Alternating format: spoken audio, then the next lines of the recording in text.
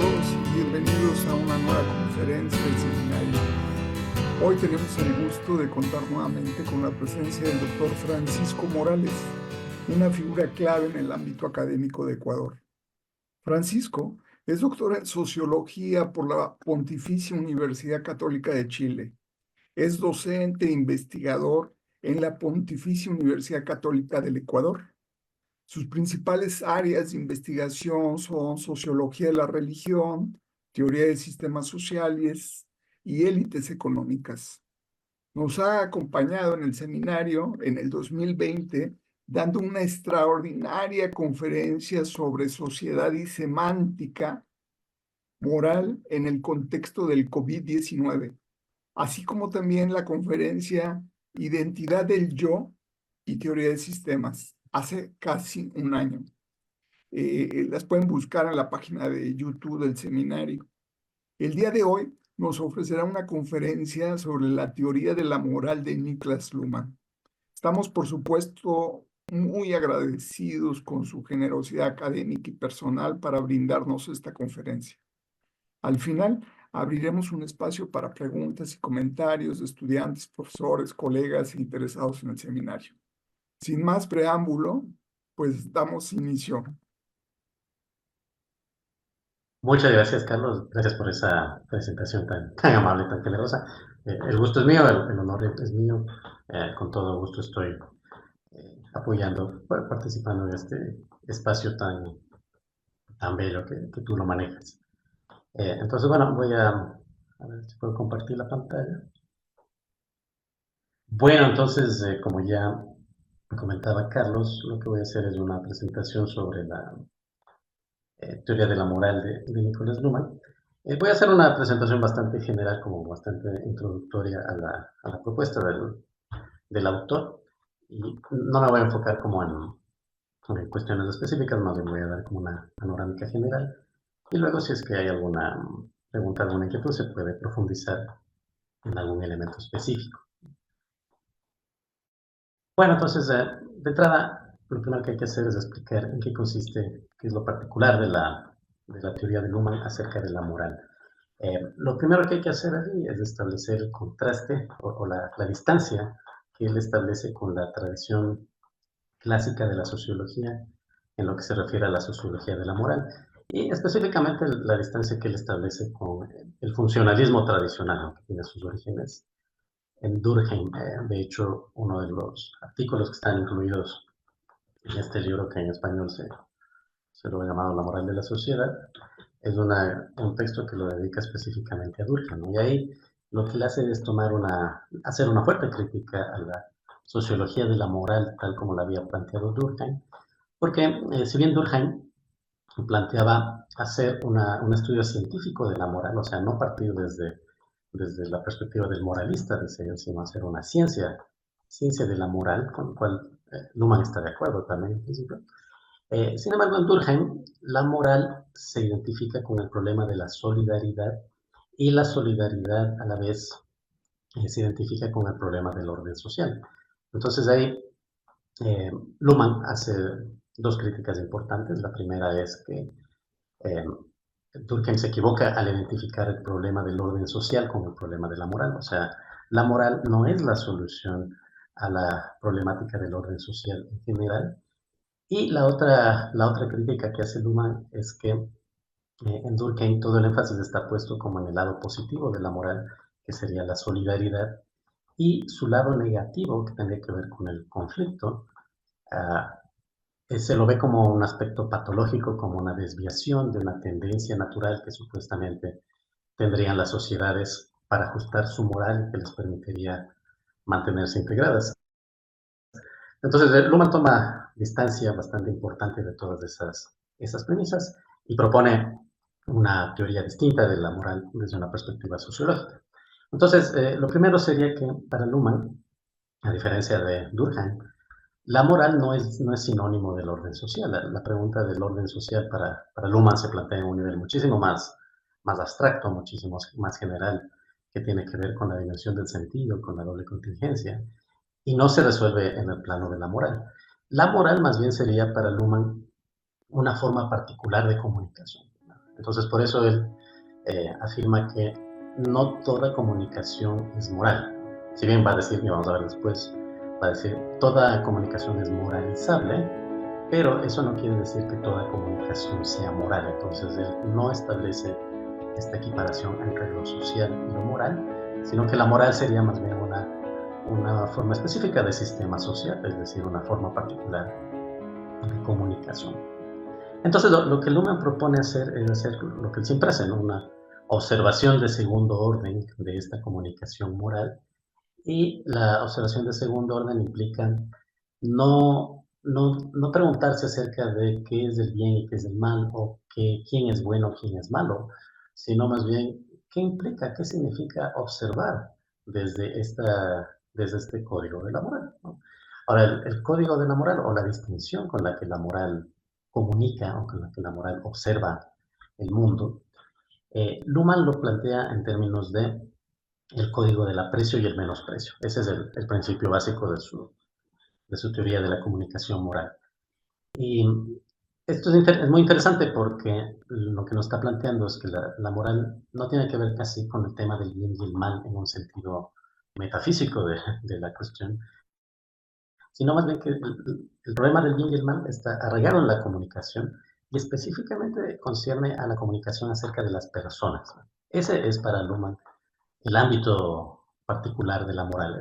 Siempre que se establezcan las condiciones para comunicar acerca de si las personas merecen aprecio o no merecen aprecio, ahí estamos en el ámbito de la moral, ¿no? Entonces sería como una forma particular de comunicación al principio. Ahora, todo el énfasis en realidad del análisis que hace Luhmann sobre la moral tiene que ver eh, con estos dos lados del código, ¿no? El aprecio y el menosprecio, podríamos decir, un lado positivo y un lado negativo, que eso es justamente lo que él cuestionaba a Durkheim, que solamente se pone el énfasis en el lado positivo y no en el negativo. Luhmann, en cambio, nos ofrece la posibilidad de observar los dos lados. Pero en realidad lo que más énfasis le pone cuando Luhmann habla de la moral y habla bastante recurrentemente del tema, no solamente en sus textos dedicados al tema. Ah, cuando Luhmann habla de la moral, en realidad lo que más le interesa es este lado negativo, es allí donde le pone más énfasis, ¿no? Y justamente ahí está como el aspecto más interesante de su teoría, porque cuando observamos el lado negativo del código de la moral, es decir, el lado del menosprecio, ahí se revela que la moral no tiene esta función de integración, de cohesión social como planteaba Durkheim, sino que al contrario, la moral está ligado al ámbito del conflicto. Entonces ahí Luhmann dice la moral tiene este carácter polemogénico. ¿Qué quiere decir polemogénico? Que está vinculado con el conflicto. Entonces la moral más bien le ve Luhmann en este sentido como que surge de conflictos y promueve conflictos. Y esto nos lleva también a otra tesis básica, que es lo que Luhmann llama el riesgo de la moral. O sea, comunicar moralmente siempre implica un riesgo particular que está vinculada con este carácter polemogénico de la moral. Entonces, ¿cuál es el riesgo particular de la moral? Dice que quien da a conocer las condiciones en que se aprecia, menosprecia a otros o a sí mismo, está arriesgando su propia autoestima. O sea, en el fondo lo que está diciendo es que en la comunicación moral siempre hay un riesgo para el individuo humano en términos de su autoestima en el contexto del riesgo del conflicto.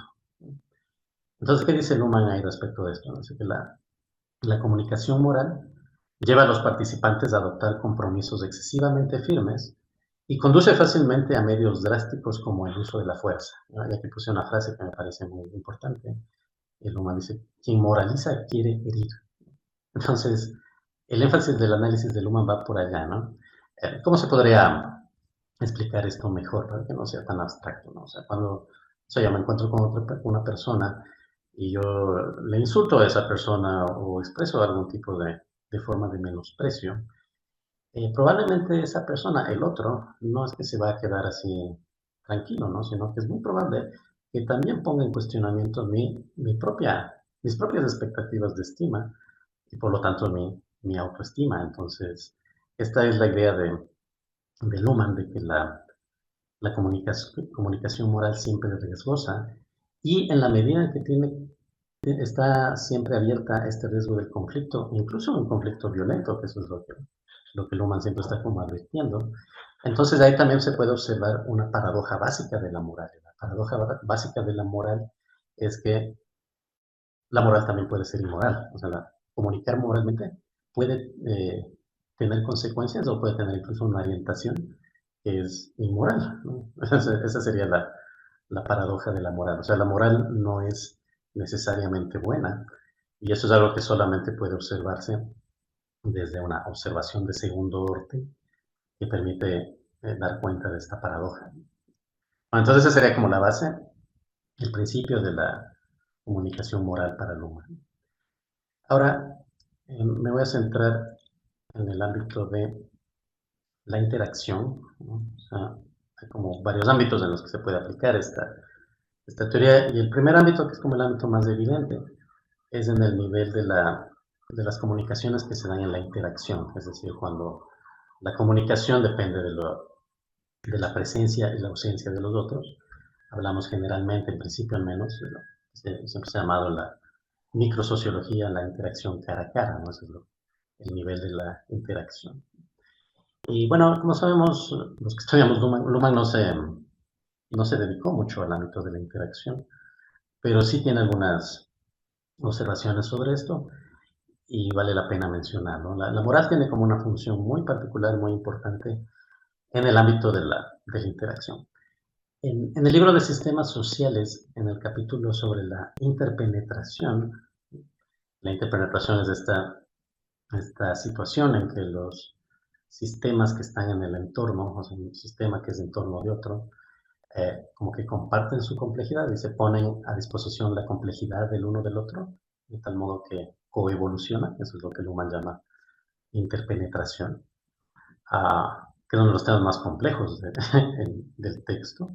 Pero en este capítulo de la interpenetración, Luhmann introduce un tipo de interpenetración que, a menos de lo que yo sé, no lo vuelve a topar en ningún otro lado, pero es un tipo de interpenetración que le llama la interpenetración entre seres humanos, que estaría relacionada con la interpenetración entre sistemas sociales y sistemas psíquicos, que es lo que le pone más énfasis, pero al mismo tiempo habría otro tipo de interpenetración que sería entre los seres humanos. ¿Y qué sería la interpenetración entre seres humanos? Ahí lo explica en términos de que la complejidad de un ser humano tiene relevancia para otro ser humano y viceversa. O sea, sería todos aquellos ámbitos de comunicación en que la persona, el individuo humano, la persona, se vuelve relevante para el otro.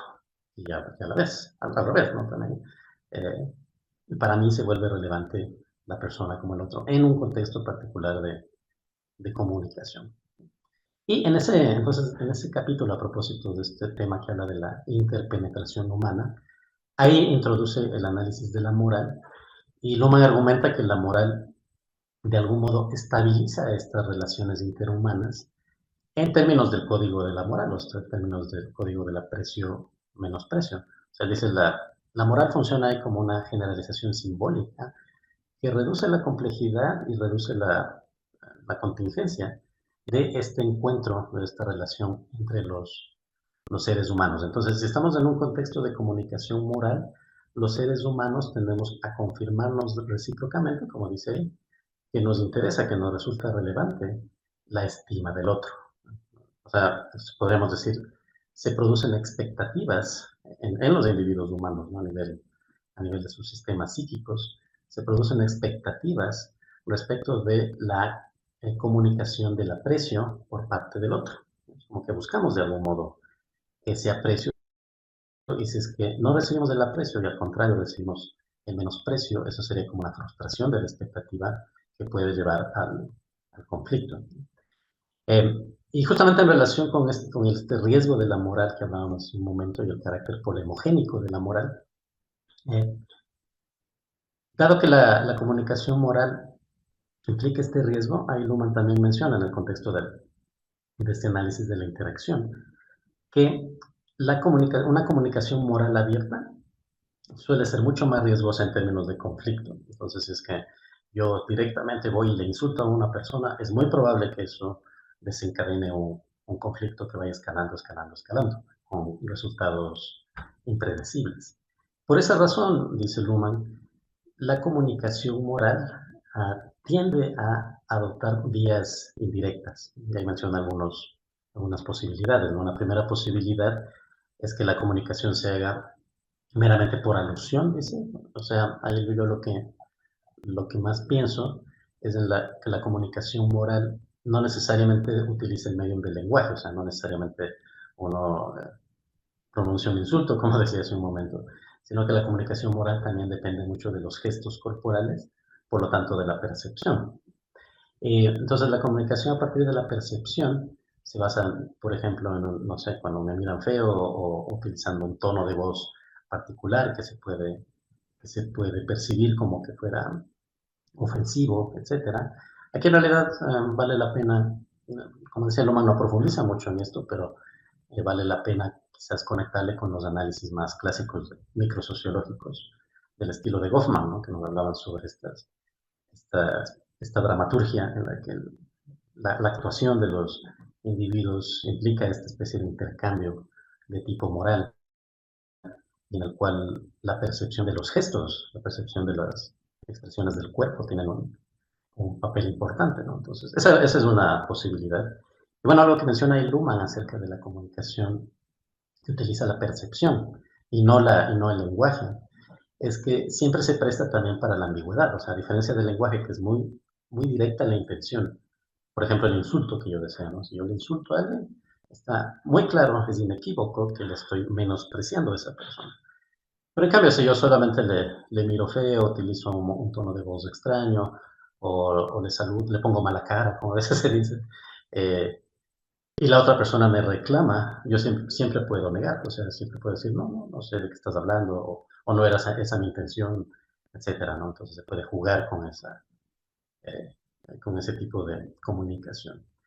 También algo que menciona Luhmann, aparte de la comunicación así como por mera alusión, es la comunicación acerca de terceros. Entonces, la comunicación moral muchas veces no se hace directamente a la persona involucrada, ¿no? Todo esto en realidad está hablando en el contexto del menosprecio, ¿no? Como decía, es ahí donde Luhmann se centra más. Como que a Luhmann le interesa mucho más el lado negativo de la moral que el lado positivo de la moral. Entonces, en ese contexto están estas observaciones, ¿no? Entonces decía, la comunicación de terceros, eh, comunicación moral acerca de terceros, no necesariamente se realiza directamente a la persona presente, sino que se le puede hacer en la ausencia, que es algo muy común en la comunicación de la vida cotidiana, hablar mal, lo que se dice normalmente, ¿no? Hablar mal de las personas a sus espaldas, es algo que en los espacios de interacción es muy común. También es como una forma de comunicación moral. Y una última cuestión interesante que Luhmann también menciona en el contexto de las interacciones es que dado este riesgo de conflicto que tiene la comunicación moral, también tiende a desarrollarse el tacto, ¿no? Como una especie de metamoral, dice él, ¿no? Como decía hace un momento, está muy ligado a los análisis de tipo microsociológico, en los que Luhmann no desarrolló mucho, pero va por ahí, a eso se está refiriendo, ¿no? Entonces el tema del tacto es como una especie de principio moral también, pero que nos pone de algún modo en resguardo frente a los riesgos de la moral. Y eso es algo que estamos haciendo constantemente en las interacciones cara a cara, siempre estamos como tanteando hasta qué punto se puede o no comunicar el menosprecio sin llevarlo a un conflicto que resulte destructivo para la comunicación y que ponga excesivamente en riesgo mi propia autoestima, ¿no? Entonces, por ejemplo, cuando, no sé, estoy conversando con alguien y estoy viendo que esa persona se ofendió por algo, yo puedo pedirle disculpas o puedo cambiar de tema, o sea, siempre estamos ahí como tanteando en los mismos gestos, en las mismas expresiones del otro, estas posibles consecuencias negativas de la moral. Y ese es el tacto, ¿no? Entonces, esa es una especie de metamoral. Bueno, eso en el plano de la interacción. Ahora, en lo que realmente se centra Luhmann su su tema al que le da más importancia, es el papel que tiene la moral en la sociedad. Entonces, en el ámbito de la interacción, sí podríamos decir que la moral cumple una función central. Ahí sí, sí es cierto que la comunicación tiende a ser principalmente moral, aunque igual eso depende de los contextos.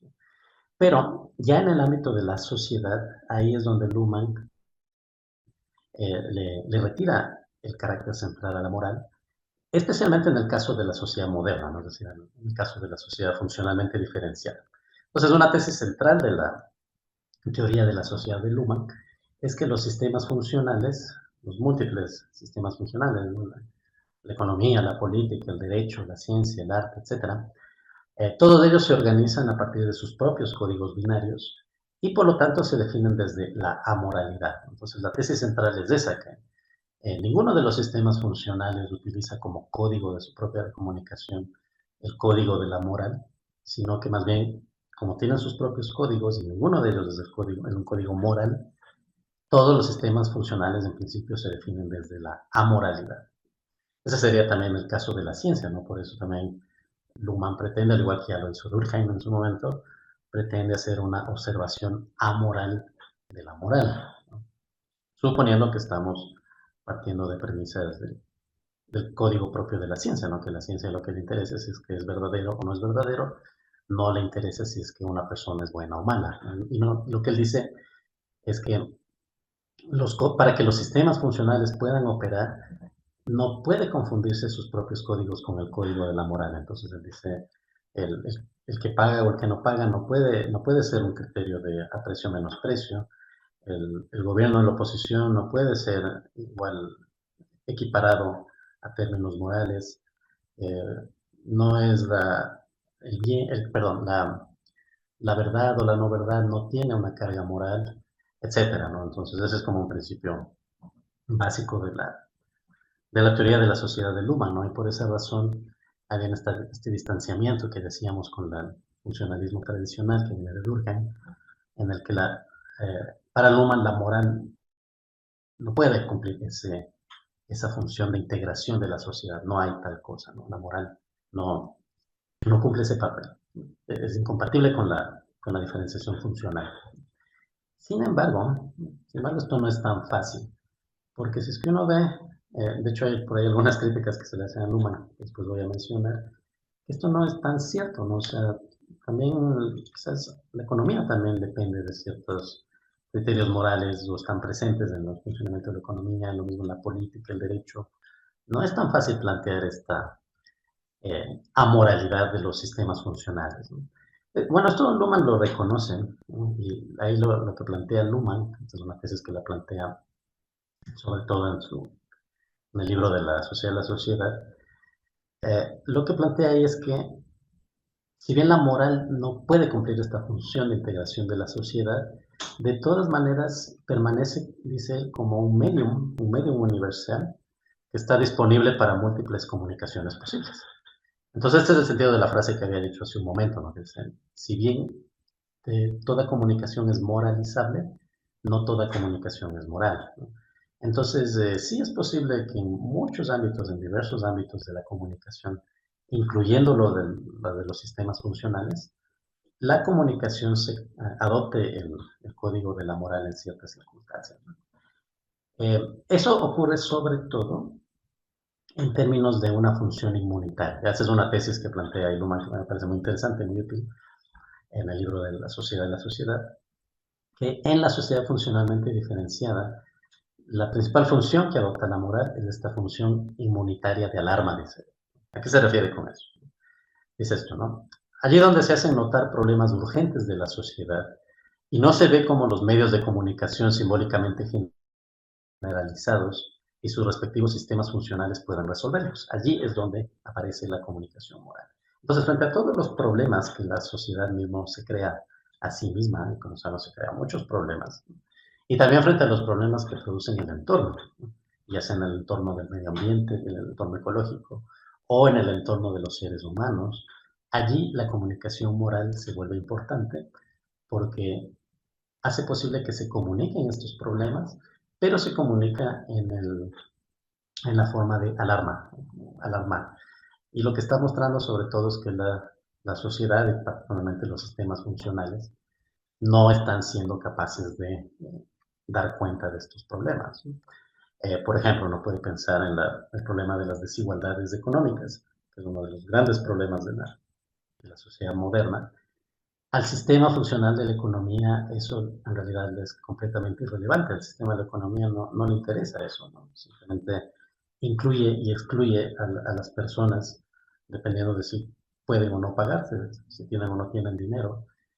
Y no interesa el fenómeno más moral de la desigualdad económica. Entonces se requiere en realidad de una comunicación moral para mostrar esa consecuencia negativa. Y así uno puede mencionar muchos ejemplos, ¿no? También un artículo que yo escribí en la época de la pandemia, que fue mi primera conferencia aquí en el seminario, aproveché yo esta tesis para interpretar las distintas semánticas que estaban surgiendo en el contexto de la crisis de la pandemia y creo que me resultó bastante útil esta tesis de Luhmann, que se veía que eso con mucha claridad, ¿no? Sobre todo en los primeros momentos de la pandemia, cuando había demasiada incertidumbre, la crisis estaba así como muy evidente. Las distintas formas de comunicación moral era la principal forma de tratar de lidiar con el asunto, ¿no? Eh, entonces esa sería como la principal función de la moral en la sociedad moderna según Luhmann, ¿no? Ahora, algo que él también menciona en relación con esto es que la moralización de la comunicación también puede ser relevante en el contexto de los distintos sistemas funcionales cuando se dan situaciones de sabotaje de sus códigos, dice Luhmann, ¿no? O sea, cuando por algún motivo no pueden funcionar por sus propios códigos, entonces ahí también aparece esta función inmunitaria para, eh, para alarmar acerca de los peligros de autorreproducción del sistema, ¿no? Hay un ejemplo que menciona Luhmann, es el ejemplo del el fraude académico en la ciencia. Menciona también el ejemplo del dopaje en el deporte o el ejemplo de la corrupción en la política. Esos son posibles ejemplos de esto. Ahora, aparte de esto, sí hay ciertos sistemas de la sociedad funcionalmente diferenciada que tienen una operación o una relación más bien bastante cercana a la comunicación moral y bastante estable con la comunicación moral en términos de su programación. Es decir, los sistemas mantienen su propio código, sin embargo, en sus programas tiende a adquirir cierta relevancia estable ya, no solamente para observar los problemas o para observar situaciones de crisis, sino una relación bastante estable eh, con una programación de tipo moral. Y ahí Luhmann menciona sobre todo dos, ¿no? El primero es el de los medios de masas. En el libro que tiene Luhmann sobre los medios de masas, ahí menciona que uno de los criterios, no el único, ¿no? Pero sí uno de los criterios importantes para la selección de las noticias por parte de los medios de masas, o sea, que resulta relevante como noticia y que no, uno de los criterios es justamente el criterio moral, especialmente en la forma de escándalo, dice Luhmann, ¿no? Yo que sé, escándalos de corrupción o algo que es común en países como los nuestros, aunque no solo en los nuestros, pero especialmente en los nuestros, la crónica roja, las noticias sobre crímenes, etcétera, en el que los medios de masas tienden a comunicar en términos morales. Ah, eso es como bien importante a nivel de la selección y difusión de noticias, ¿no? Entonces eso menciona Luhmann en su libro. Y el otro sistema que también podríamos mencionar es el de los movimientos de protesta. Como sabemos, Luhmann tenía una relación un poco crítica, bueno, bastante crítica con los movimientos de protesta, no porque considerara que es ilegítima la manifestación de la protesta, sino justamente decía que era necesario tomar cierta distancia porque los movimientos de protesta tienden a adoptar también una comunicación de tipo moral en la medida en que al advertir, al alarmar acerca de los problemas de la sociedad del tipo que sean, ¿no? De los múltiples posibilidades que existen de la protesta, al momento de comunicar y alarmar acerca de estos problemas, los movimientos de protesta normalmente requieren hacerlo de manera moral, esto quiere decir buscando culpables. Entonces siempre es la comunicación acerca de los culpables, de los enemigos, es una forma de comunicación moral, que si bien es como necesaria o inevitable, porque de otra manera no se difundirían los temas de los movimientos de protesta, um, sin embargo, Luhmann advertía un poco sobre esto, tenía como cierto recelo respecto del auge de los movimientos de protesta, en la medida en que introducen también como un exceso de moralización en la sociedad que tiene el peligro de tratar de reemplazar los rendimientos propios de los sistemas funcionales. Entonces, bueno, Luhmann menciona estos dos, menciona los medios de masa, menciona los movimientos de protesta. Habría que añadir, creo yo, también en relación cercana a los medios de masas, eh, el fenómeno actual que tenemos de la comunicación digital, de la comunicación en Internet, y particularmente de lo que llamamos redes sociales, ¿no? Bueno, yo prefiero el término en inglés de social media, que me parece mucho más adecuado. Entonces, en esta social media, o redes sociales, como decimos en español, eh, es evidente, es clarísimo que la comunicación se presta muchísimo para la comunicación moral. Y es muy interesante porque, como sabemos, estas redes sociales lo que hacen es reintroducir la posibilidad de la interacción, ¿no? A diferencia de los medios de masas, en las que no existe interacción, sino que es una comunicación unilateral.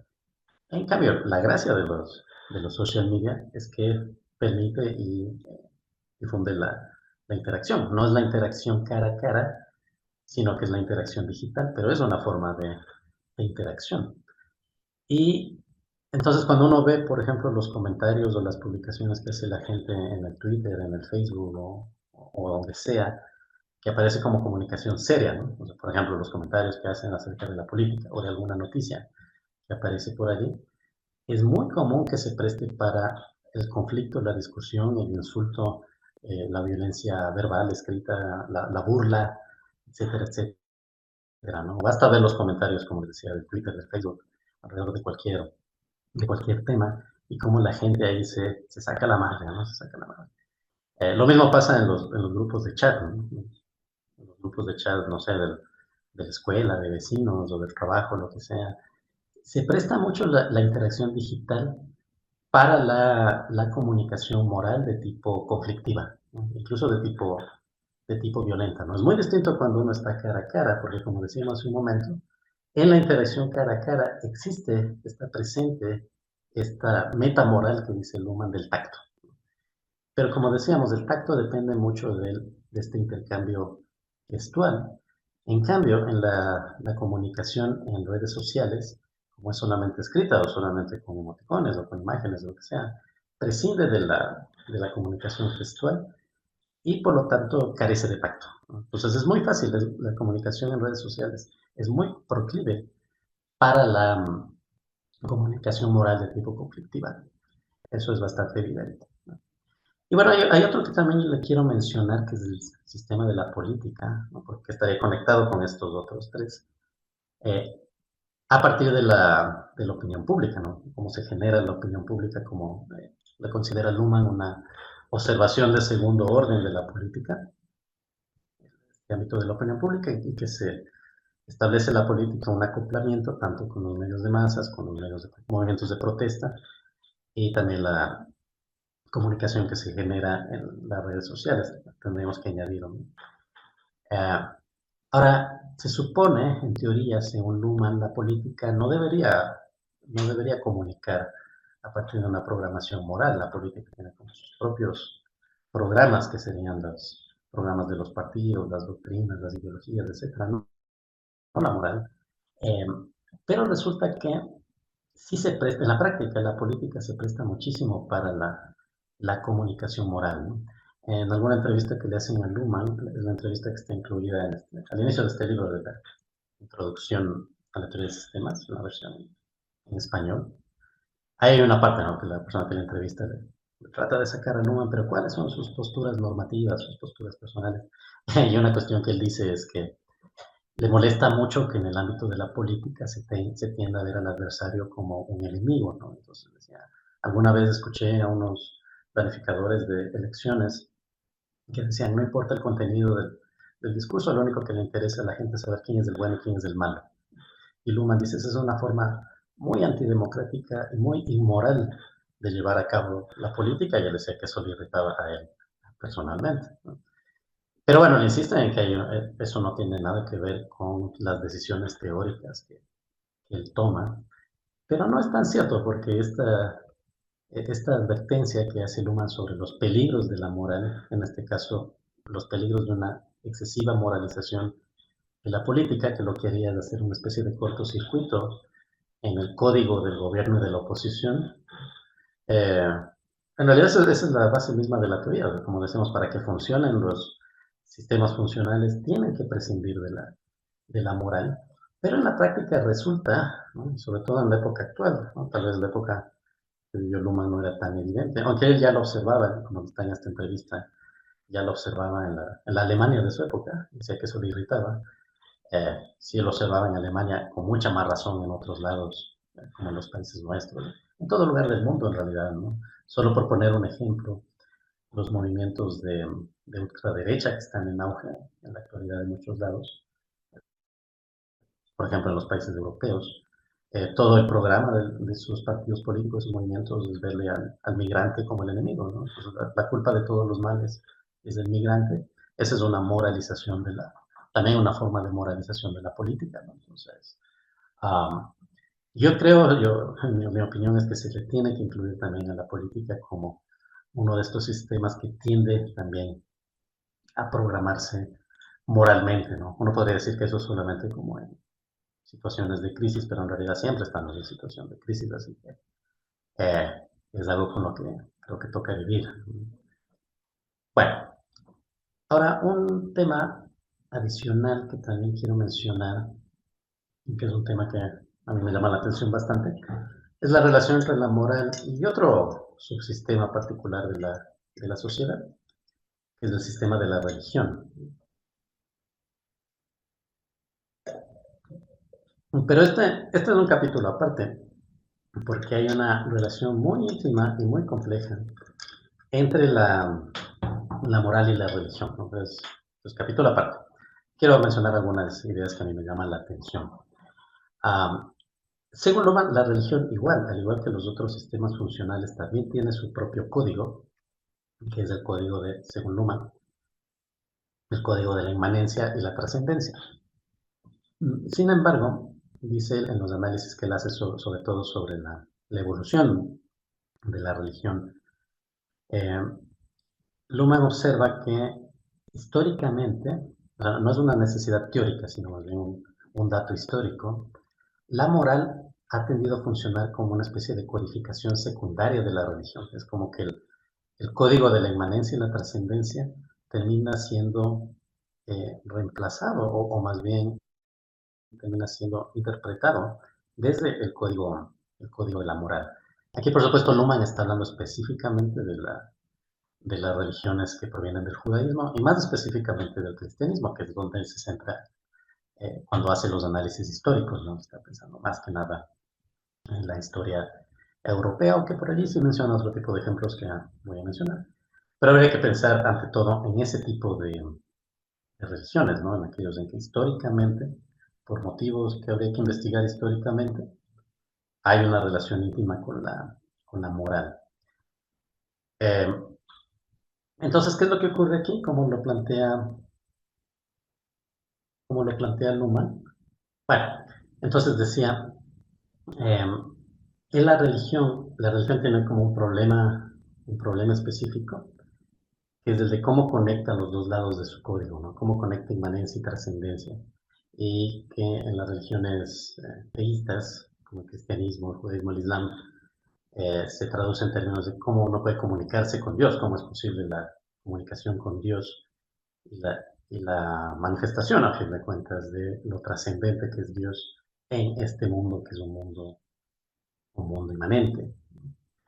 Eh, entonces, cuando hay esta relación con la moral, cuando la moral se convierte en este código secundario de la religión, Este problema de conectar inmanencia y trascendencia se traduce en el problema moral de la salvación y la condena, ¿no? De quiénes se van a salvar y quiénes se van a condenar, quiénes son los pecadores y quiénes son los justos. Y ese se convierte como en la problemática central de la religión. Entonces eso dice lo malo, la religión desplaza su problemática central, que según él la problemática central no es moral, sino que es desde la trascendencia e inmanencia, pero al adoptar este código secundario de la moral, la problemática central pasa a ser otra, pasa a ser la regulación moral de la sociedad, de toda la sociedad, ¿no? Que para la religión obviamente se observa como un entorno, ¿no? Entonces se trata de ordenar moralmente todo, la economía, la política, el derecho, el arte, la sexualidad, la familia, etcétera, se convierte ese como en el problema central de la religión. Ahora, este por supuesto es una tarea en la que la religión necesariamente fracasa, y con mayor razón en la medida en que los otros sistemas funcionales van también diferenciándose y van organizando la comunicación a partir de su propio código, que son completamente irrelevantes, como ya decíamos, frente a la comunicación moral y por lo tanto también frente a estas pretensiones morales de la religión. Entonces la religión fracasa, dice el humano, necesariamente en este intento de organizar moralmente a la sociedad. Ahora hay un análisis bien interesante, bien curioso que hace Luhmann respecto de la figura del diablo, porque el diablo es, en términos mitológicos, no en términos de los relatos cosmológicos, el origen del mal, es como el principio del mal, ¿no? El mal gira alrededor del ser humano, pero el que le hace caer en el pecado al ser humano es el diablo, ¿no? Pero hay un análisis interesante que hace Luhmann con esta figura del diablo. Luhmann tiene como una especie de fascinación con esta idea, pero es en el sentido de que él interpreta la figura del diablo no tanto como este personaje que se revela frente a los mandatos, frente a la voluntad de Dios, que es la interpretación tradicional, sino que Luhmann interpreta la figura del diablo en términos de su teoría de la observación. Pues, ¿cuál es la idea? Más o menos es así. Si queremos observar a Dios, nadie puede realmente observar a Dios porque Dios lo es todo, Dios es el uno. Entonces, para observar a Dios como observador, o sea, para tratar de observar cómo observa Dios, tenemos que introducir una distinción, porque esa es la única forma de observar. Entonces, si queremos observar a Dios desde una observación de segundo orden, es necesario introducir la distinción con la que Dios observa el mundo. ¿Y cuál es la distinción con la que Dios observa el mundo en este vínculo entre la cosmología y la moral? Pues obviamente es la distinción entre el bien y el mal. Entonces, si se supone que Dios es bueno, Dios es el uno bueno, entonces para observar la distinción con la que Dios observa, es necesario identificarse con el lado excluido de esa distinción, que sería el mal moral. Y esa es la función del diablo. En otras palabras, Luhmann de algún modo lo que nos está diciendo es que el diablo es el primer observador de segundo orden de la historia, ¿no? Tal como se muestra en estos relatos mitológicos. Y en varios lugares, cuando uno habla de este tema, en varios lugares menciona el mito islámico de Iblis, ¿no? Iblis es uno de los nombres que en el Corán se le da al diablo o a Satán. Entonces, según el relato coránico, Iblis, eh, que era uno de los seres que estaba con Dios ahí durante la creación, cuando Dios crea a Adán, cuando Dios crea al ser humano, les ordena a todos los ángeles que se postren ante Adán, porque esa era como la perfección de la creación. Aquí en esta imagen que aparece aquí, ahí están todos los ángeles postrándose, adorando a Adán. Pero Iblis, en cambio, se niega a hacerlo, se revela en el sentido frente al mandato de Dios. En esta imagen está acá escondido, ¿no? Hacia la derecha. Ahí está escondido Iblis de pie, mientras los ángeles están postrándose ante Adán. Y es esta desobediencia, según el relato del Corán, la que hace que Iblis se convierta como en el adversario, en el Satán, el adversario no tanto de Dios, sino del hombre, ante todo, ¿no? Pero ahí Numan lo que menciona son ciertas interpretaciones de algunas escuelas sufíes del Islam, en el que interpreta de manera muy particular este relato de Iblis, ¿no? Y lo que ellos dicen es que si es que Iblis se negó a postrarse frente a Adán, no era por simple rebeldía, no es por orgullo, que es la interpretación ortodoxa, no es por orgullo, sino es más bien por fidelidad a Dios, porque Iblis sabe que solamente ante Dios uno debe postrarse. Y postrarse frente a una criatura como Adán, como el ser humano, eso es idolatría, entonces no hay tal cosa, ¿no? Por eso él se niega a postrarse ante el hombre por fidelidad a Dios. Entonces, en ese sentido, es como que el diablo, Iblis en este caso, está siendo capaz de observar a Dios mejor que el mismo Dios. Y, y la condena es una prueba más bien de su fidelidad.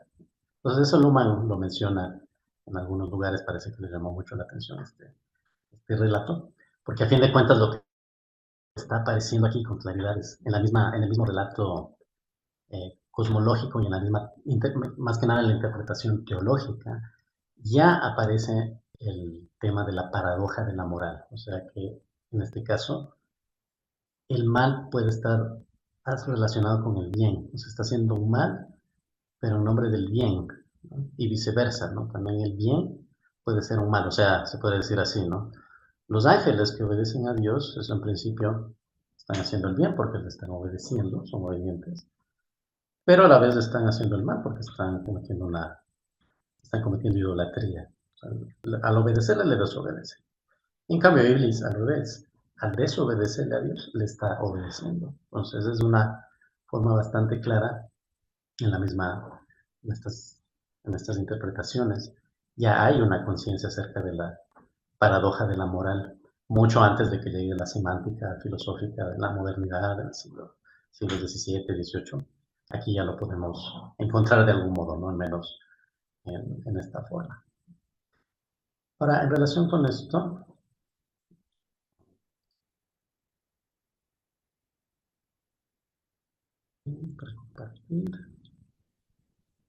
en relación con esto, también quiero mencionar, solo de paso, igual porque me llama mucho la atención, me parece interesante, este pequeño ensayo de Peter Sloterdijk que le dedica a Luhmann y que le pone un título excelente, que es Luhmann, abogado del diablo.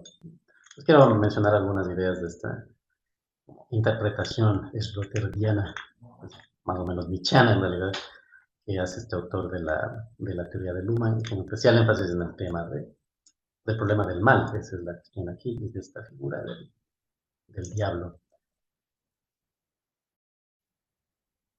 Entonces, brevemente, ¿qué es lo que dice Sloterdijk?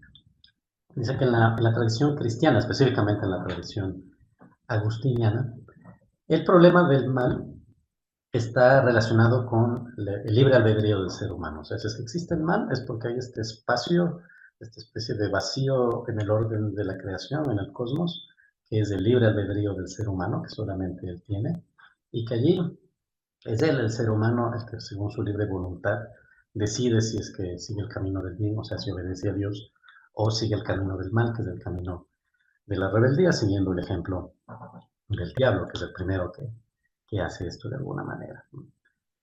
En la modernidad, en cambio, esta misma libertad, esta libre voluntad del ser humano, ahora atravesada por la filosofía del sujeto, se reinterpreta como una competencia para construir un mundo moralmente satisfactorio. O sea, ahora la cuestión ya no es tanto en las semánticas de la modernidad, ¿no? Ya no es tanto la obediencia o la desobediencia a Dios, sino más bien de esta apertura de la historia del mundo hacia el futuro y este llamado, esta capacidad que tendríamos los seres humanos de construir un mundo moralmente bueno. Ese es el principio de la filosofía del sujeto en la modernidad aplicada a este problema, ¿no? El problema de la moral del mundo. Y allí donde persiste el mal, y el mal sí que persiste, ¿no? Pues entonces hay que señalar cuáles son los culpables, ¿no? Estos culpables podrían ser personas específicas, pero también pueden ser culpables abstractos, ¿no?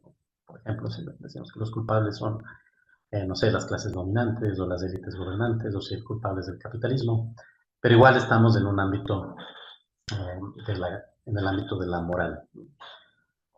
Ahora, Luhmann, dice Sloterdijk, interpreta esta idea de lo diabólico en el sentido que ya habíamos explicado hace un momento, no desde esta perspectiva de la voluntad, no desde una perspectiva voluntarista, sino desde la teoría de la diferencia. O sea, ¿cuál es la función diabólica para Luhmann? La función diabólica no es otra cosa que la observación de segundo orden, la capacidad de observar observadores, o como en otras palabras, en términos de teoría de sistemas, como un sistema autorreferencial es capaz de observarse a sí mismo o a otros observadores, observar cómo se observa. Esa es la función diabólica para Luhmann. Entonces, es lo que les dice con eso Luhmann, le retira el, el tema del mal, el tema de la figura de lo diabólico, lo saca del ámbito de la culpa.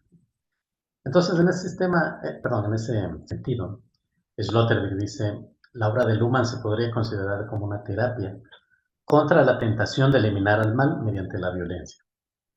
No se puede eliminar al otro lado de una distinción y ocupar su lugar. Esa sería para Sloterdijk una de las principales enseñanzas terapéuticas, dice, de la teoría de sistemas de la versión de Luhmann, ¿no? Sloterdijk dice una parte, esto es como una especie de serenidad propia de la teoría de sistemas. ¿En qué consiste en esto? ¿No? En que la relación entre lo bueno y lo malo no puede ser visto como se lo ha visto históricamente por herencia de la tradición cristiana y después por la filosofía moderna del sujeto, como esta especie de lucha o esta especie de empresa en el que el mal tiene que terminar destruyendo, aniquilando, perdón, al revés, el bien tiene que terminar destruyendo, aniquilando al mal. Esa es la narrativa, ¿no? Pero desde una perspectiva de la teoría de la observación, eso es imposible porque tiene que haber los dos lados. O sea, al momento en que observamos la paradoja de la moral, es decir, que eh, la moral puede ser inmoral, esa es la paradoja de la moral que decíamos, pues ya se vuelve imposible esta pretensión, se revela de alguna manera como una pretensión un poco neurótica, porque como sabemos siempre es factible hacer el mal en nombre del bien. Entonces, eso dice Sloterdijk, que la teoría de sistemas nos advierte, ¿no? Nos libera un poco de ese imperativo. Entonces, Sloterdijk dice, Luhmann libera al sujeto humano de su culpa al demostrar que la autorreferencia no es algo exclusivo del yo de la conciencia, sino que aparece ya en el nivel de la vida y en todo tipo de sistemas autopoyéticos. Entonces, esto dice, es parte de esta especie de efecto terapéutico de la teoría de sistemas, en el sentido de que esta autorreferencialidad que en la tradición es exclusiva del ser humano, pues, solo el ser humano puede establecer esta especie de relación narcisista consigo mismo, en el que se crea este espacio de libertad, de autonomía, de autorreferencia. Esto ya no es exclusivo del sujeto, ya no es exclusivo ni del ser humano, ni del yo de la conciencia, sino que es el principio de la vida y de todos los sistemas autopoyéticos. Todos los sistemas autopoyéticos son autorreferenciales y todos establecen esta ruptura con una supuesta armonía universal, que en realidad es imposible porque no puede haber sistemas, no puede haber vida, no puede haber conciencia, no puede haber nada si no es a partir de la diferencia, de la inclusión y la exclusión, y ese es el principio de la teoría. Entonces, con eso, dice Sloterdijk, el sujeto humano se libera de la culpa. En ese sentido, le plantea a Luhmann como abogado del diablo. Bueno, para terminar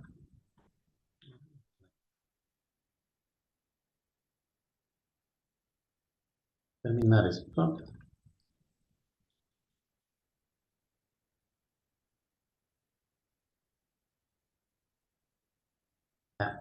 unas palabras finales como para concluir sobre el tema de la ética y sobre cómo la paradoja de la moral también resulta aplicable a la misma teoría de Luhmann sobre la moral, ¿no? Este es un problema que aparece. Aquí yo quiero mencionar una crítica que se le ha hecho a la teoría de la moral de Luhmann, que la hacen estos autores, Meckel y Wolf, en un artículo ya antiguo del año 94. Hacen una amplia crítica a la teoría de la moral de Luhmann. Tienen varios argumentos allí, pero yo solamente quiero destacar uno que me parece importante. Y ellos se preguntan si es que Luhmann realmente cumple esta exigencia que habíamos dicho al inicio, de una sociología de la moral que ella misma sea libre de la moral, ¿no? O como decíamos, una teoría amoral sobre la moral, ¿no? Y ellos argumentan que eso no es así, o sea, que Luhmann en realidad no logra hacer esto, no logra hacer una sociología de la moral libre de moral, porque justamente esta constante advertencia que como hemos visto es el centro del análisis de la moral que hace Luhmann, esta constante advertencia sobre los peligros que tiene la moralización, ¿no? El riesgo de la moral, el carácter polemogénico de la moral, la paradoja de la moral, todas esas son advertencias que hace Luhmann acerca de la moral, como hemos visto incluso a un nivel personal, esto era para él una preocupación, de cómo el exceso de moral en la sociedad es una inmoralidad. Entonces, no hay tal, pues, ¿no? Todas estas advertencias sobre los peligros de la moral son en sí mismas una moralización. Entonces, esta sociología de la moral de Luhmann, como está tan centrada en la advertencia sobre estos peligros, es también una observación desde la moral, al menos en parte.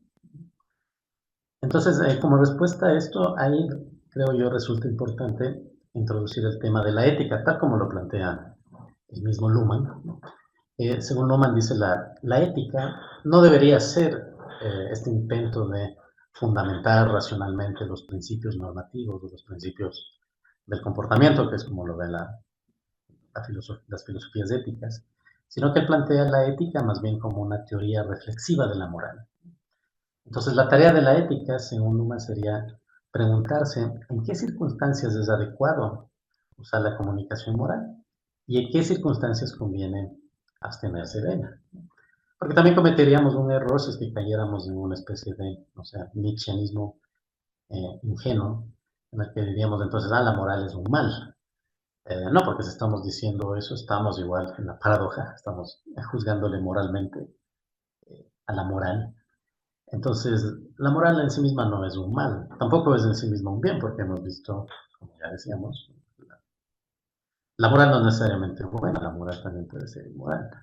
Entonces, el problema no es ese, el problema no es que la moral en sí misma deba ser considerada buena o considerada mala, eso es un imposible, estamos atrapados en la paradoja. El problema no es ese, el problema es más bien la falta de reflexividad de la moral, o sea, que la moral sea capaz de ponerse límites a sí misma desde criterios morales, ¿no? No puede ser desde otro lado, ¿no? Entonces, eso creo yo significa reconocer, incluso criticándole un poco a Luhmann, ¿no? Pero con Luhmann igual, ¿no? Siguiéndole el argumento, pero es necesario reconocer que todas estas observaciones de los riesgos de la moral no es realmente un diagnóstico que se realiza desde una amoralidad científica, ¿no? Lo cual no quiere decir que en Luhmann no haya una excelente teoría sociológica de la moral. Esta teoría de la moral con el código del aprecio-menosprecio, como hemos visto, da para muchísimo. Entonces, creo que es una excelente sociología de la moral, es una teoría científica, pero no es posible realmente cumplir este principio de la amoralidad científica, porque está íntimamente vinculada y está atravesada también por una preocupación que ya no es tan científica, sino que es una preocupación más bien moral. Cuando Luhmann habla de el que moraliza pretende herir, que lleva a escalas que pueden ser autodestructivas para la comunicación y también autodestructivas para los individuos humanos, el riesgo de un conflicto que se sale de las manos y que puede terminar siendo violento. Todas esas son advertencias de tipo moral. Entonces ahí lo que entra es justamente la tarea de la ética para poder argumentar esto, o sea, en qué condiciones resulta conveniente, en qué condiciones no resulta conveniente comunicar desde la moral, ¿no? Como hemos visto lo que decía Sloterdijk, también esto de ponerle a la moral como una posibilidad de comunicación entre muchas, sí tiene un efecto terapéutico, o sea, eso también lo reconocen Nickel y Wolf. Dicen, en un contexto de una sociedad con tantos problemas, en el que hay tantos motivos de protesta, tantas fuentes de irritación, irritan no solamente a la sociedad, sino también a los seres humanos, ¿no? A nivel psíquico, a nivel biológico. La teoría de la moral de Luhmann ciertamente resulta refrescante, resulta como una especie de antídoto frente a este exceso de ansiedad, ¿ya? Esto es lo que decía Schlotter de la particular serenidad de la teoría de sistemas. Entonces, saber que no necesariamente tiene que observarse el mundo desde la moral y que la tendencia que tenemos a moralizar excesivamente está conectada con estas reacciones inmunitarias que produce la misma sociedad frente a sus problemas imposibles de solucionar. Eso ya nos da una otra perspectiva, ¿no? El mismo Luhmann en algún texto decía que lo terapéutico debería entenderse no tanto como un adecuado ajuste al mundo, un adecuado ajuste a la realidad, sino más bien debería consistir en saber justamente esto, en que existen otras posibilidades de entender el mundo, otras posibilidades de observar el mundo, en este caso no necesariamente desde la moral. Sin embargo, cometeríamos un error si dijéramos, entonces hay que despojarnos de la moral, porque tampoco se puede, ¿no? De hecho, esta también es una especie de metamoral, o más exactamente es una observación ética, ¿no? Entonces, la ética para Luhmann es eso, es saber ponerle los frenos a la moral, pero también sería saber distinguir cuando la moral también es necesaria, porque también lo es. Como decíamos hace un momento, no se, no se conocería, no habría suficiente comunicación acerca de los problemas de la sociedad y de los problemas que la sociedad produce en su entorno, si no fuera por esta tendencia de la moralización. Entonces también es necesaria, ¿no? Pero también se puede volver un problema, ¿no? Aquí yo creo que se vuelve bastante interesante, bastante útil este principio inmunitario que decía Luhmann, ¿no? E introducir también los posibles efectos autoinmunitarios que puede tener la moral, ¿no?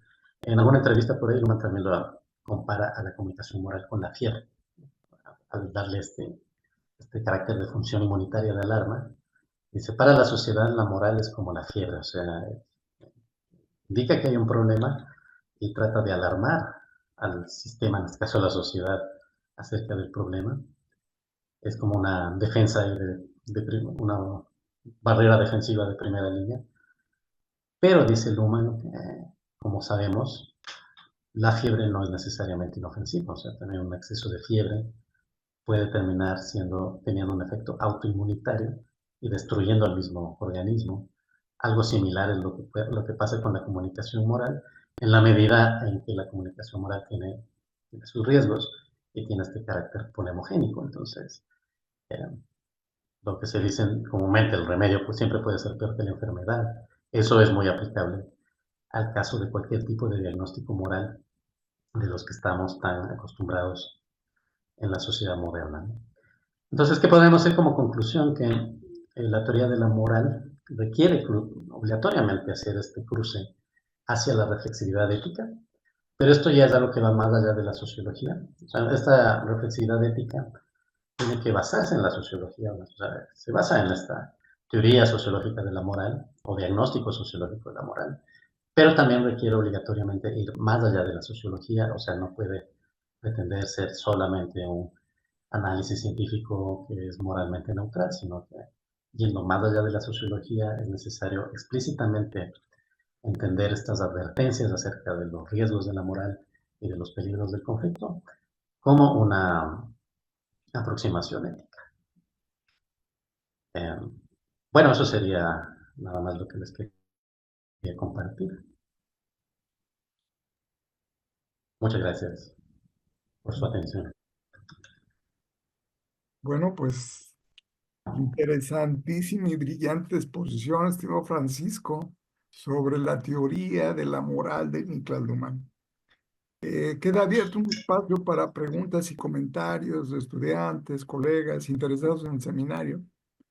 Eh, Acompáñennos a participar en esta conversación sobre la moral de la sociedad.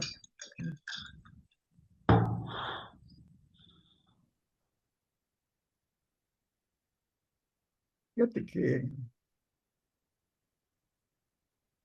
el texto, La moral de la sociedad, es un texto extraordinario. Pueden ver que hay un par de capítulos sobre la ética, Sí, Hablando sobre eso de la ética, hace poco acaba de publicar el profesor Aldo Mascareño un extraordinario texto sobre eh, ética de la contingencia, ¿no? Es decir, alguna vez llegó a decir eh, el profesor Juan Miguel Chávez, bueno, en la misma conferencia en donde habla sobre la ética de la contingencia, hay una conferencia eh, eh, del Seminario Internacional de Teoría Social, organizado por Rafael Alvear, por Romy Morales y el propio profesor Juan Miguel Chávez. Hay una conferencia que tenemos de Aldo Mascareño, en donde llega a decir el profesor Juan Miguel Chávez que ese es un texto poslumaniano, ¿no? Francisco, ¿qué te pareció a ti ese texto? ¿Qué te ha ya, sí, parecido? sí, sí. No he tenido tiempo de estudiarlo con detalle, pero sí le di una revisada. Claro, coincido contigo que es un texto extraordinario.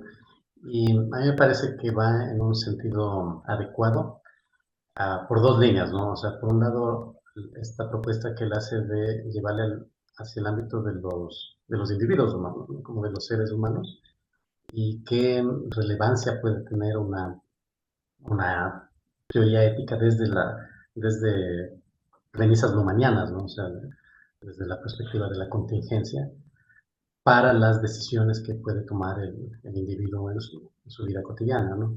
Me acuerdo que vi una conferencia que se hizo recientemente que decía que le parece muy importante la base fenomenológica que tiene Luhmann, y eso a fin de cuentas nos lleva a como estas cuestiones más existenciales del ser humano, que en principio no podría decir que no es esa la entrada de la teoría de Luhmann, pero se presta para desarrollarla hacia allá, porque como yo mencionaba también en la conferencia, si bien Luhmann en principio presenta toda su teoría como una sociología científica, en realidad, toda esa sociología científica está empapada de unas preocupaciones éticas que conciernen tanto a la sociedad como a los individuos. Entonces, sí se presta mucho como para seguirle desarrollando en ese sentido. Y la otra cuestión que me pareció también muy interesante de ese libro, creo que es del último capítulo, que trata justamente esta cuestión de la autoinmunidad, que yo lo estaba mencionando. Eso yo lo menciono buena parte por influencia de los trabajos que ha hecho Mascareño sobre el tema, porque me parece una buena alternativa para introducir cuáles serían los criterios justamente de la ética en el sentido que menciona Luhmann, o sea, de esta pregunta de cuáles serían las condiciones para la comunicación moral, de cuándo conviene comunicar moralmente y cuándo no, porque eso plantea preguntas que uno podría decir, bueno, pero entonces volvemos a una ética convencional, o sea, volvemos a Durkheim, volvemos a hablar de lo normal y lo patológico y ese tipo de cuestiones que se vuelven problemáticas. Pero en cambio, este principio de la inmunidad y de la autoinmunidad nos puede dar una base como para fundamentar de algún modo un principio ético en este sentido, ¿no? Entonces, ¿por qué la moral es necesaria e inevitable? Pues porque tiene su función de inmunidad. Y entonces no es tanto un tema así más convencional, así de nosotros los sujetos humanos que somos buenos, vamos a luchar contra el mal. Eso es lo que queremos superar, o lo que Luhmann nos llama a poner bajo cuestión, ¿no? Pero entonces, si es que lo vemos más bien desde la perspectiva de los sistemas, tanto de los sistemas sociales, o sea, del sistema sociedad, como de los sistemas psíquicos y de los organismos de los seres humanos, el concepto de inmunidad funciona como una premisa sistémica que uno lo puede observar en distintos tipos de sistemas. Entonces, por ejemplo, cuando Luhmann habla en su capítulo del sistema psíquico, en el libro de sistemas sociales, simplemente lanza un montón de cosas. Una de las cosas que lanza, que siempre me llamó la atención, es cuando habla de los sentimientos, ¿no? Entonces, los sentimientos funcionan los sentimientos son como una función inmunitaria del sistema psíquico y se conecta con los procesos del organismo. Entonces, como una función inmunitaria orgánica que se manifiesta en forma de estrés, todos los mecanismos orgánicos, pero que está íntimamente conectada, interpenetrada a fin de cuentas, ¿no? Con una inmunidad a nivel psíquico. Y también al mismo tiempo hay funciones inmunitarias a nivel de la comunicación y tratar de ver cómo estas están relacionadas entre sí me parece un reto muy importante, ¿no? Y entonces ahí el libro de Mascareño me pareció, lo más interesante me pareció ese último capítulo, porque hay un desarrollo bastante sistemático que no habíamos tenido hasta entonces, de cómo introducir la cuestión de la inmunidad y de la autoinmunidad desde la perspectiva sistémica. Entonces, ese es mi comentario. De alguna manera existe una serie de combinaciones o de cambios, de variaciones en la discusión sociológica de la moral, desde Durkheim, desde la ética de Weber, desde la combinación de Parson entre la ética de Weber y la moral de Durkheim, que es muy interesante cómo hay cambios, cómo se modifican estos conceptos, cómo se combinan algunos de ellos y aparecen elementos nuevos. A mí esa parte me parece muy interesante. Pero fíjate que tenemos varios comentarios, varias preguntas. Uno primero es del doctor José Pablo Tobar Quiñones, de la Fundación Psicomoro de Madrid, España, que dice, como comentario en general, estoy de acuerdo con tu tesis de que los partidos de ultraderecha están moralizando los debates.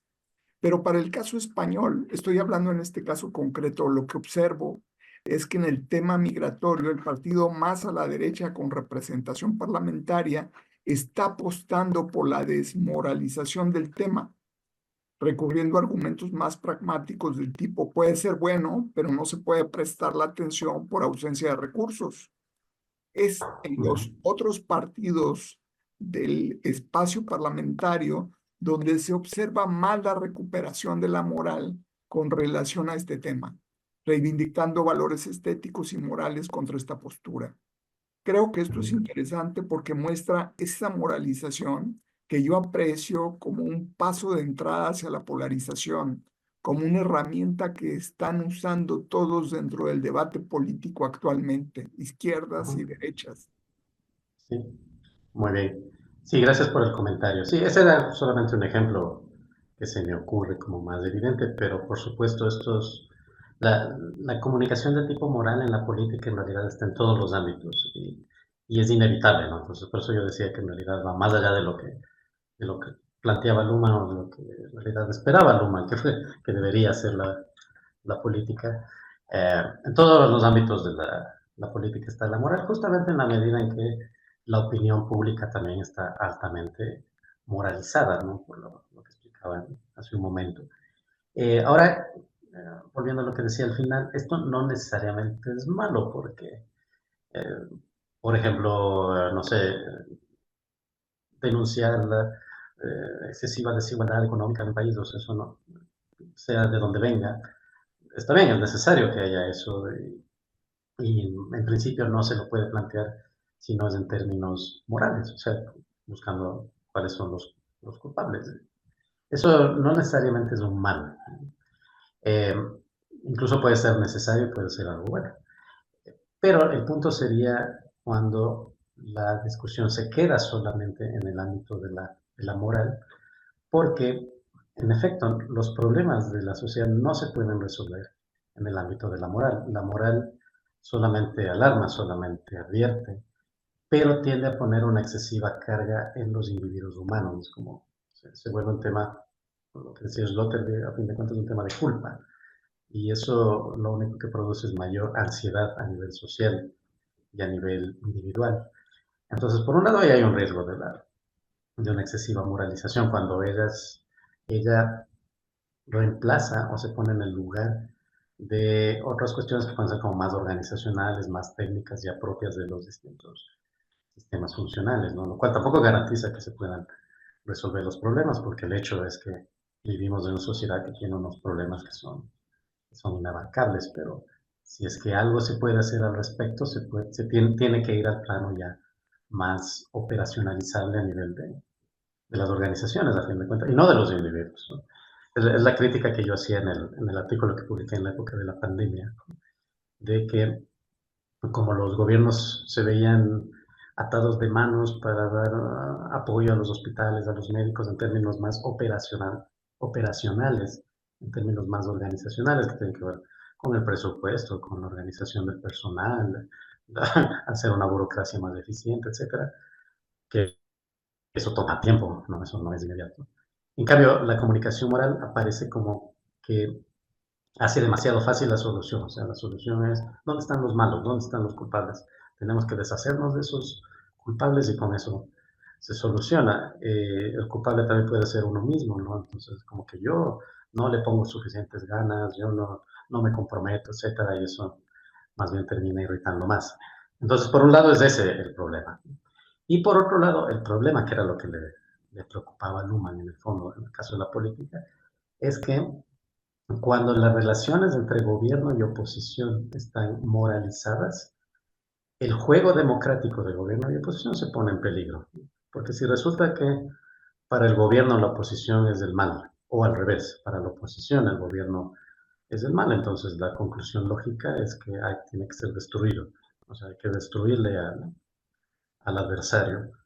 Y eso es completamente, como el mismo Luhmann dice, es antidemocrático. Entonces, eh, es sutil, es difícil, ¿no? Pero va por ahí, o sea, la moral en sí misma no es el problema, eso hay que tener cuidado, sino que lo que hay que observar son los riesgos de la moral, ¿no? Cuáles son las circunstancias específicas en que aparecen esos riesgos en que la moral se vuelve demasiado febril y cuando también cuando se puede volver violenta, ¿no? O estar ligada a formas violentas, ¿no? Entonces, eso comentaría yo respecto a la política. Muy bien, muy bien. Fíjate que el mismo José Pablo tiene otro comentario inicial que dice: felicidades, Francisco, como siempre interesante y sobre todo clarificador. Tengo una pregunta y un comentario para reflexionar. Como pregunta, en el análisis de la comunicación en las redes sociales, ¿has observado diferencias entre ellas? Por ejemplo, ¿existe un tipo de comunicación diferente en Facebook, en Telegram, en Twitter, o podrían considerarse equivalentes? Ujú. Sí, bueno, no me he metido yo a investigar el tema específico, lo mencionaba más bien como al paso. También una reflexión que algo lo metí en el estudio sobre la pandemia. Hay por ahí algunas investigaciones, algunas propuestas para la observación de la comunicación en medios digitales, especialmente en redes sociales, desde la perspectiva de Luhmann, que valdría examinar para verlo en detalle. Pero sí, por supuesto, todos los estudios que se hacen sobre estos medios de comunicación siempre advierten sobre las diferencias que puede haber entre las distintas plataformas, ¿no? Claro, no es lo mismo el Twitter, ahora llamado X, que el Instagram o el TikTok, etcétera. Hay diferencias entre ellos. Um, pero ahí lo que me estaba refiriendo es sobre todo a aquellos ámbitos en que se comunica a partir de interacción, que uno puede o comentar los comentarios del otro o comentar las publicaciones del otro, o el mismo chat. Por ejemplo, ponía yo el ejemplo de los grupos de WhatsApp. Los grupos de WhatsApp suele ser algo bastante infernal en términos así de conflictos, ¿no? Todos vivimos de eso. Sí, eso habría que investigarlo como en detalle, como algo más especializado. Y un elemento también hay que vale mencionar, es de un autor que también tiene un artículo sobre la teoría de la moral en Luhmann, si no estoy mal es Sixel, si no me equivoco, igual un artículo de hace algunas décadas atrás, que él establece una diferencia interesante entre la comunicación seria y la comunicación no seria. Entonces, por ejemplo, plataformas como TikTok, que si bien se comunica de todo, cualquier tipo de tema, tiende más como una comunicación no seria. Y en principio una comunicación que no es seria, en ciertas circunstancias puede contrarrestar incluso la moral, ¿no? Es una técnica del tacto decir que algo no es serio, ¿no? Pero también puede ser lo contrario, o sea, también algo cómico, burlón, sarcástico, también puede ser una forma de comunicación de menosprecio. Pero sí, o sea, las redes sociales, la comunicación en Internet se presta para cualquier tipo de comunicación, no necesariamente es una comunicación de tipo moral, eh, habría que saber distinguirla, ¿no? Pues tenemos más preguntas. Gustavo Bravo, maestro Gustavo Bravo, dice, diría que incluso la expectativa moral de Luhmann sobre la ciencia es posición moral normativa. La ciencia no debería usar los códigos de la moral, por ejemplo. Sí, sí, es cierto, es completamente cierto, es como una moral propia de la ciencia. Bueno, eso reconoce Luhmann también, dice que todos los sistemas funcionales para tratar de mantener sus fronteras también tienden a desarrollar como una especie de semánticas morales propias, pero ahí dice Luhmann, la moral está como reconociendo la amoralidad de los sistemas funcionales, ¿no? Siempre en la paradoja, por supuesto, ¿no? O sea, podríamos decir que es una especie de metamoral, pero específica de los sistemas funcionales. Pero sí, es así, o sea, plantear como un principio, una norma, eh, es en el fondo una moral. Ahora, realmente para que funcione como moral, según la teoría de Luhmann, tiene que referirse al aprecio y menosprecio de las personas, hacia allá va, ¿no? Entonces yo creo que que es simplemente como un principio metodológico, eh, todavía no funciona como moral, pero si en cambio ya se convierte en un principio para apreciar o menospreciar a personas, a autores o lo que sea, ahí sí ya se convierte en una moral.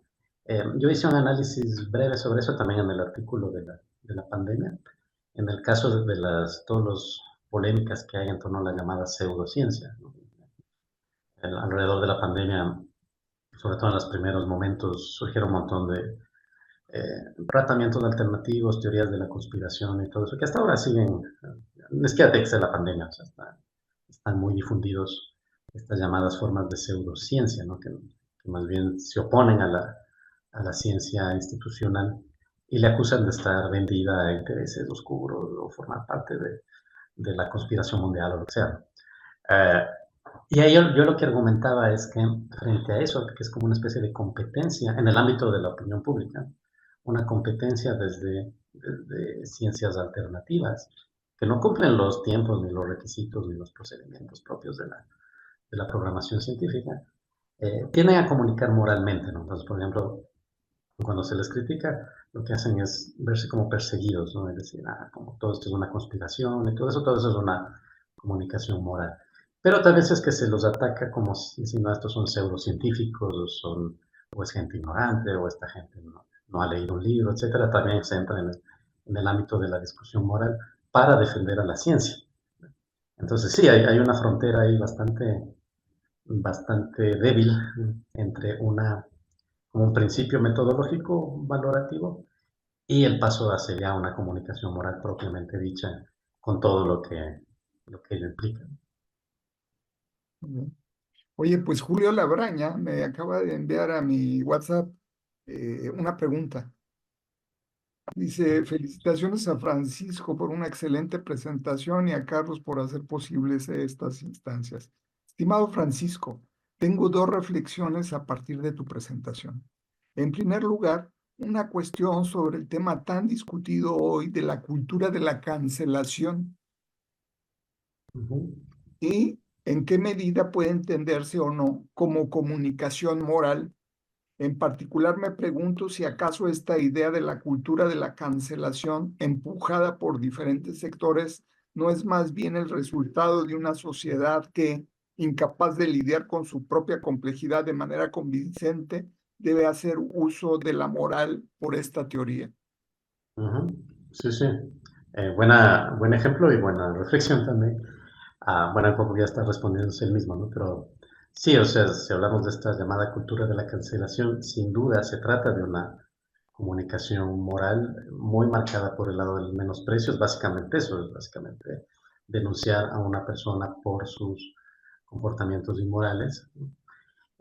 Que sí, como toda comunicación moral, tiene el riesgo que sabemos de más bien atizar los conflictos o incluso la violencia. Produce daño, o sea, eso es inevitable, ¿no? Produce daño, eso mismo busca hacer, ¿no? De algún modo. Eh, pero ahí lo que habría que ver es exactamente lo que decía ahí Julio, ¿no? O sea, ¿de dónde viene eso? O sea, ¿por qué se vuelve tan importante en el contexto contemporáneo ese tipo de comunicación? Y seguramente es más que nada un síntoma justo lo que dice Julio, ¿no? De la incapacidad de procesar esos conflictos a nivel organizacional y a nivel de los sistemas funcionales, ¿no? Entonces, no sé, se utiliza mucho la cultura de la cancelación en torno a los problemas de género, ¿no? Los problemas de acoso sexual, violencia sexual, ese tipo de cuestiones.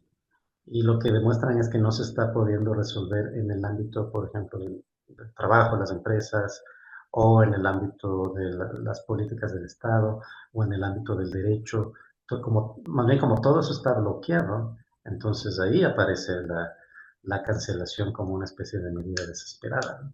¿verdad? Entonces sí, es más como sintomático de que los sistemas funcionales, yo diría sobre todo más que nada como las organizaciones de los diferentes sistemas funcionales, una empresa, una universidad, también las familias, ¿no? Las familias, las relaciones, etcétera, no están siendo capaces de canalizar sus conflictos y están teniendo expresiones de violencia al interior de esas organizaciones o de esos sistemas.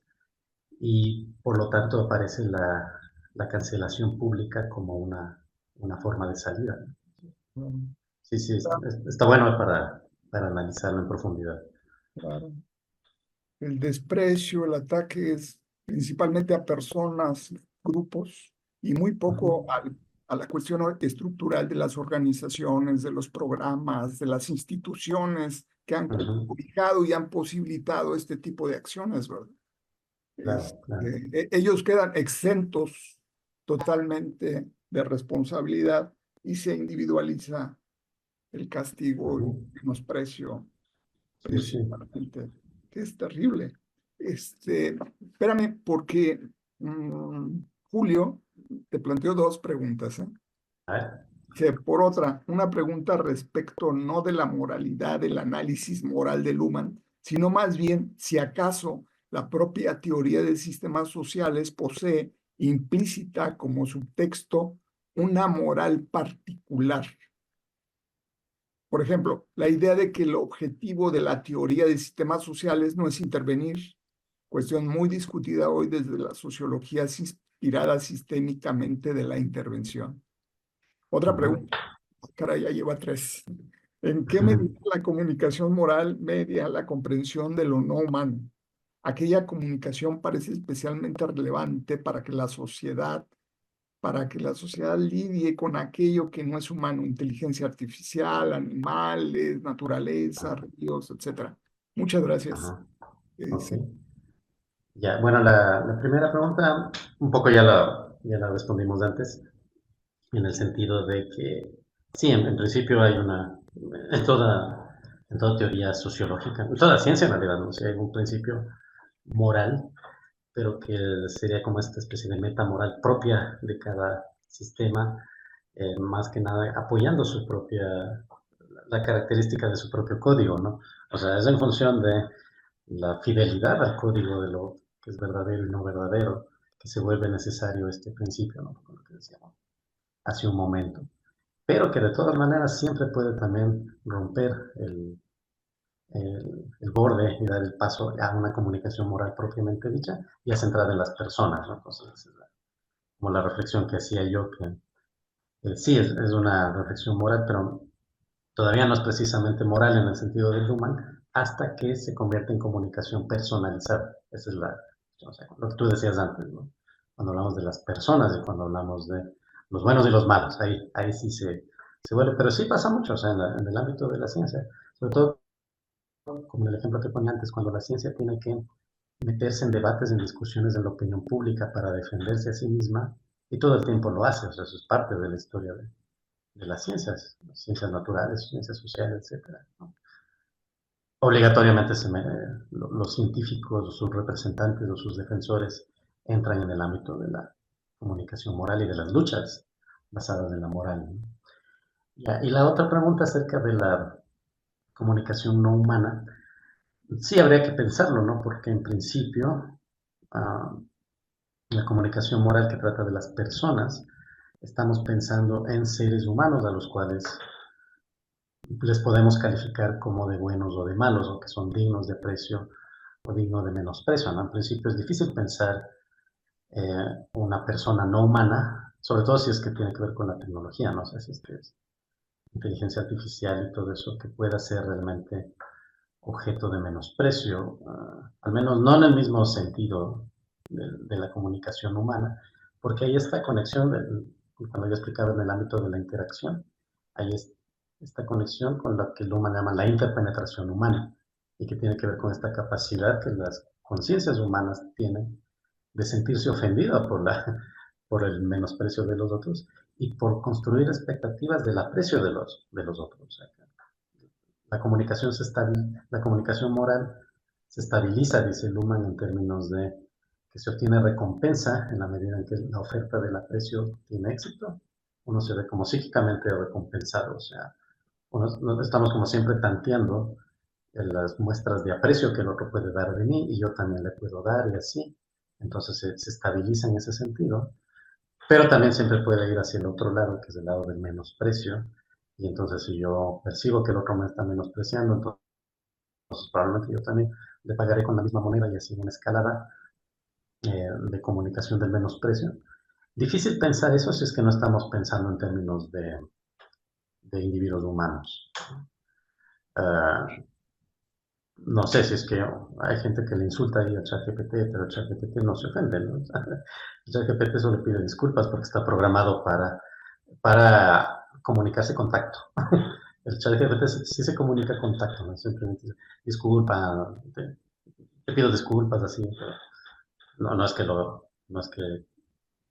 no es que siente eso, simplemente está programado para utilizar el lenguaje de contacto. Entonces, no sé, da para, obviamente, para investigar, para discutir. No me he metido mucho en el tema, pero esa es la pregunta que yo haría, ¿no? Se me hace difícil pensar una interpenetración en este sentido. O sea, la fuerza de la comunicación moral, en otras palabras, depende mucho de esta interpenetración con las expectativas psíquicas que los seres humanos construimos acerca de la comunicación del aprecio y el menosprecio. Con esto de la autoestima que dice Human, ¿no? Entonces, queda abierto ahí el problema. Pues tenemos una última pregunta de Gerardo Jorgendi Ceballos. Quisiera aclararle a Gerardo que Francisco Morales es ecuatoriano, es decir, lo tenemos invitado especialmente porque su pregunta tiene que ver mucho con nuestro país, con México. Te la voy a formular, y bueno, en el caso de México, la política progresista de la actual presidenta Claudia Sheinbaum ha sido duramente criticado por la oposición ultraconservadora. Entonces, ¿la lucha por el poder puede quebrar la moral y el sistema ético político? Sí, bueno, pues, si es que lo vemos desde Luma, más bien la perspectiva es diferente, ¿no? La perspectiva no es si es que los políticos están actuando o no de manera ética, o sea, con la moral adecuada, sino más bien es distinta la pregunta, ¿no? La pregunta es eh, el uso de la moral en la política, ¿qué consecuencias tiene? Y ese uso de la moral, incluso ya sea que venga del gobierno, ya sea de la oposición, ¿qué, qué tanto favorece o qué tanto obstaculiza la reproducción del sistema y los rendimientos que se espera del sistema desde su entorno, ¿no? O sea, podemos decirlo en otras palabras, en los términos paradójicos que siempre tenemos que tratar aquí, qué tan buena, qué tan mala resulta esa observación moral de la política, que todo el tiempo estamos observando moralmente la política. Ahí está un poco como la gracia que tiene para nosotros, por eso nos apasionamos. Nos apasionamos porque tenemos ahí enemigos y me cae mal y me paso ahí publicando cualquier cosa en internet, me paso burlando, etcétera. Eh, Esa es la comunicación moral así a nivel pública, a nivel de la opinión pública en el ámbito de la política, pero ahí la pregunta más bien es hacer la observación de segundo orden, o sea, no quedarse en la observación de primer orden acerca de quién es bueno y quién es malo, sino más bien observar mi propia observación moral y saber decidir es qué tan bien, qué tan mal me hace y qué tan bien, qué tan mal hace a la sociedad en conjunto. Bueno, pues lamentablemente el tiempo ya se nos ha agotado. Quiero agradecer al doctor Francisco Morales por su valiosa y generosa participación y a todos ustedes por acompañarnos el día de hoy. Muchas gracias, Franco. Muchas gracias a ti, Carlos, gracias y gracias a todos los que hicieron las preguntas. Genial.